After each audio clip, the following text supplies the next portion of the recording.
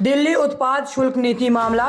दिल्ली की मंत्री आतिशी का कहना है, दिल्ली के तथाकथित एक्साइज पॉलिसी घोटाले में पिछले 2 साल से सीबीआई और ईडी की जांच चल रही है। इन दोनों सालों में एक सवाल बार बार सामने आया है, मनी ट्रेल कहाँ है, पैसा कहाँ गया। आपके किसी भी नेता, मंत्री या कार्यकर्ता के पास से अपराध की कोई रकम बरामद नहीं हुई। 2 दिन पहले सिर्फ एक व्यक्ति के बयान के आधार पर अरविंद केजरीवाल को इसी मामले में गिरफ्तार किया गया था। शरत चंद्र रेड्डी, वह अरबिंदो फार्म के मालिक हैं। उन्हें 9 नवंबर 2022 को पूछताछ के लिए बुलाया गया था। उन्होंने साफ कहा है कि वह कभी भी अरविंद केजरीवाल से नहीं मिले या बात नहीं की। उनका आम आदमी पार्टी से कोई लेना देना नहीं है। जैसे ही उन्होंने कहा कि अगले दिन उन्हें ईडी ने गिरफ्तार कर लिया। कई महीनों तक जेल में रहने के बाद उन्होंने अपना बयान बदल दिया। उन्होंने अरविंद केजरीवाल से मुलाकात की और उनसे उत्पाद नीति मामले पर भी बात की। उनके इतना कहते ही उन्हें जमानत दे दी गई। लेकिन पैसा कहाँ है, पैसे का रास्ता कहाँ है।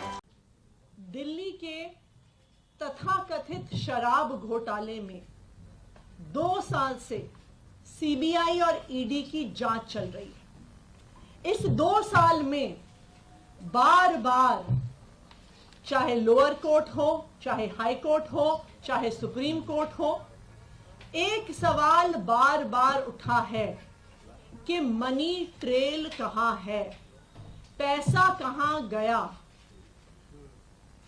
ऐसा कहा गया कि शराब कारोबारियों को मुनाफा पहुंचा, बहुत ज्यादा मुनाफा पहुंचा। लेकिन अगर उन्हें मुनाफा पहुंचा तो उन्होंने किसको रिश्वत दी, उन्होंने किसको पैसे दिए?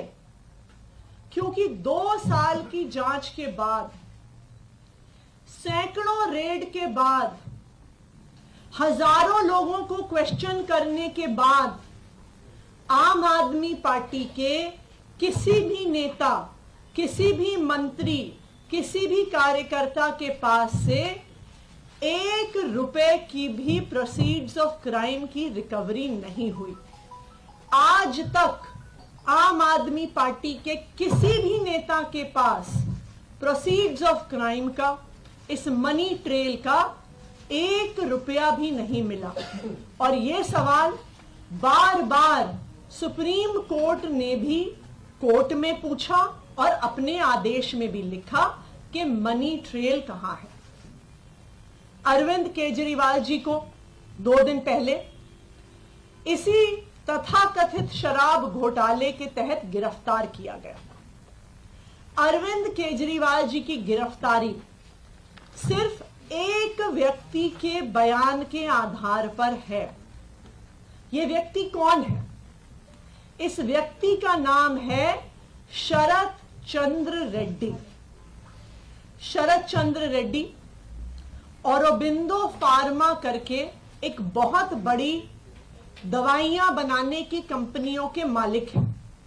इनके पास कई और कंपनियां भी हैं, जिसमें से 2 प्रमुख कंपनियां हैं, एपीएल हेल्थकेयर और यूजिया फार्मा। शरत चंद्र रेड्डी जी को भी दिल्ली की एक्साइज पॉलिसी में शराब के कुछ दुकानें मिली, उनको कुछ जोन मिले।